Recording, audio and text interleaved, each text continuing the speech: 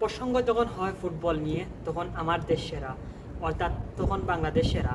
আমরা যখন world cup দেখি তখন কিন্তু আমরা ফুটবলের যে আমেজটা সেটি আমরা লক্ষ্য করে থাকি। আর যখন বাংলাদেশ ফুটবল নিয়ে যখন প্রসঙ্গ হয় তখন কিন্তু গ্রামগঞ্জের ফুটবলটাই সেরা। কেন এই কথা বলছি? তার বাস্তব প্রমাণ এই যে ফুটেজগুলো দেখতেছেন আপনারা, এগুলাই হচ্ছে তার বাস্তব প্রমাণ। আমরা বাংলাদেশ সবচাইতে বড় league Bangladesh premier league football. Bangladesh premier লিগে আমরা এরকম দর্শক দেখি না। কেন দেখি না? তার একটি মাত্র কারণ, সবগুলো ম্যাচই আমরা দেখে থাকি ঢাকার ভিতরেই হয়, দুই একটি ম্যাচ ঢাকার বাইরে অর্থাৎ ময়মনসিংহে হয়, কুমিল্লায় হয়, এই দুই একটি ম্যাচ হয়। এ ব্যতীত ঢাকা ছাড়া আর কোথাও বাংলাদেশ প্রিমিয়ার লিগ, বাংলাদেশের এত বড় লিগ, এই লিগের কোনো ম্যাচ হয় না।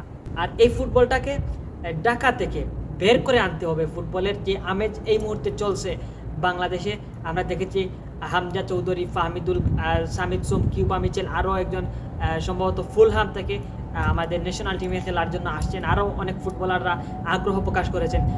আমাদের একটি জিনিস ইম্পর্টেন্ট, সেটি হচ্ছে আমাদের এই যে বিপিএলের মান সেটি বৃদ্ধি করা। আমি গত কিছুদিন আগে সম্ভবত জামাল ভুইয়া তিনি বলেছেন যে বাংলাদেশ প্রিমিয়ার লিগের মান বাড়ানোর জন্য প্লেয়ারদের যেই তাদের ক্লাবগুলো যেই পারিশ্রমিক দিয়ে থাকে সেগুলো বৃদ্ধি করার জন্য।